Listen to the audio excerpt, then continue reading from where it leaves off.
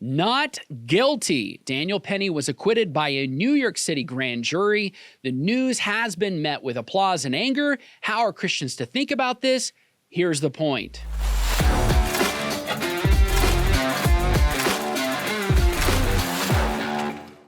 Not guilty. That was the verdict from the New York City jury in the case of Daniel Penny for criminally negligent homicide after the more serious charge of manslaughter was dropped by Alvin Bragg's district attorney's office.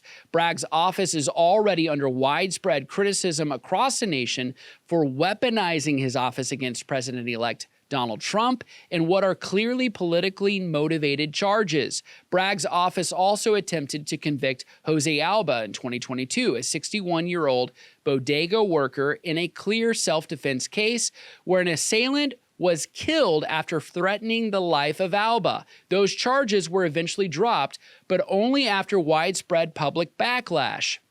This week, Daniel Penny was found not guilty for intervening in a life-threatening situation on a New York City subway after multiple 911 calls were placed by subway passengers when Jordan Neely, a homeless man with a history of violent crime and mental health challenges, threatened to attack everyone in a closed compartment of a moving subway train. According to witnesses, Neely said, "I don't care if I die. Kill me. Lock me up." That's when Daniel Penny, a 26-year-old Marine veteran, sprang into action, taking Neely to the ground and placing him in a chokehold until police arrived. It was Alvin Bragg's office that brought charges of manslaughter and criminally negligent homicide against Daniel Penny, but this 4-week trial ended after 20 hours of jury deliberation when the final verdict of not guilty was rendered. While Daniel Penny could still be facing a civil suit, he is innocent of committing a crime. This case does raise a good deal of controversy concerning public mayhem, criminality, and self-defense. It would seem that in many major cities like New York City, criminality is rewarded and good Samaritans are punished. And that is a complete perversion of America's criminal justice system and American liberty. The most honest question is whether this should have been a trial in the first place, considering the fact that the New York City DA, Alvin Bragg, has significant discretion on deciding whether to bring criminal charges or not, and considering how the DA office has behaved in high-profile political cases, it would seem that the obvious answer is no. Consider the fact that in 2023, Jordan Williams was not indicted in a similar self-defense case on a subway train in Brooklyn. In this case, Williams stabbed the assailant to death in self-defense of his girlfriend and other railway passengers. The Brooklyn DA, the judge, the jury, all moved to expedite this case and acquit Jordan Williams of any wrongdoing. Rightly so. But this case would have by no means matched the media narrative of racial profiling or have been raised to the level of national politicization that is deeply problematic for the integrity of our American legal system. So how should Christians think about all of this? Here's the point. There is a clear and present danger in our nation of a highly partial and highly political system of justice that has fostered division and eroded public trust of our major institutions. In places like New York City, Chicago, and Los Angeles, there seems to already be a two-tiered system in play that significantly undermines the rule of law, that enables mayhem and criminality to evade public accountability while holding law-abiding citizens and Good Samaritans' feet to the fire. While in the short term, some political actors believe they have much to gain with this kind of system, in the long run, they all stand to lose.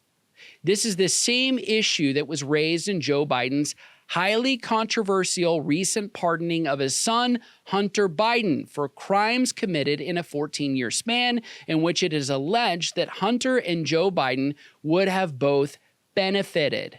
For the Christian today, We must recognize that in all things there is a higher court and a higher system of justice. There is an even greater accountability than a jury of our peers or the court of human opinion. We will all one day face the judgment seat of Christ. And as such, we must also recognize that God's justice is not blind. The Lord sees all and he knows all. He shows no partiality in his judgment, and he is completely right and righteous in all his rulings. While we long for God's justice to be done in this life, we must also recognize that it is his mercy and grace that we should desire more than anything. That is not an argument for God to somehow relax his holy and righteous standard, but to recognize that God's justice comes for us all. It is in the gospel that we find he is both just and the justifier. Christ took the verdict of guilt so that we could be found not guilty. He took our sin on the cross, and we took his righteousness by faith. Nowhere in all of human existence should the Christian citizen ever applaud or praise the perversion of justice, nor should Christians disengage from intervening, just as Daniel Penny did when innocent life is put in harm's way. Christians have a duty and moral obligation to see that justice is served, and at times to even be agents of that justice as good citizens who uphold the law. Daniel Penny committed a heroic act.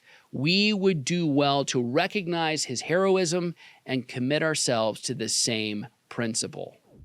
Hey, did you like that video? I hope you did. Please like and subscribe and share with a friend. Also, go to standingforfreedom.com where you can find more content, articles, podcasts, and our Theology of Politics series, all at standingforfreedom.com.